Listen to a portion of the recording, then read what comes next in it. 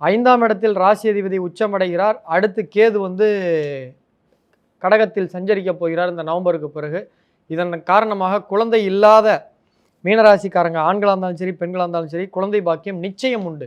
10 வருஷம் லேட்டாக இருந்தால் கூட குழந்தை பாக்கியம் இயற்கையாகவே கிடைக்கலாம். ஸோ புதிய வேலை வாய்ப்புகள் ஏற்படும், ஊதிய உயர்வு கிடைக்கும், பொருளாதார முன்னேற்றம் நிச்சயம் உண்டு. பூர்வீக சொத்து பிரச்சனைகள் இருந்தால் 5ஆம் இடத்தில் சென்று ராசி அதிபதி உச்சமடைந்து ராசிக்கு 11ஆம் வீட்டை பார்க்கறதுனாலையும் ராசியை பார்க்கறதுனாலையும் ஸோ நிச்சயமாக பூர்வீக சொத்து பிரச்சனைகள் சால்வ் ஆகும்.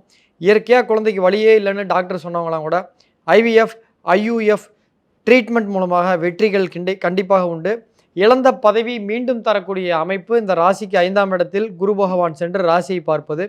ஸோ இழந்த பதவி யாராவது ஒருத்தவங்க மாவட்ட செயலாளராக இருந்திருப்பாங்க கட்சியில், ஏதாவது ஒன்று காரணமாக அதை மாற்றி விட்டுருவாங்க. திரும்ப அந்த மாவட்ட செயலாளர் திரும்ப அந்த மாவட்ட செயலாளர் பதவி கிடைக்கிறதுக்கு வாய்ப்புகள் உண்டு.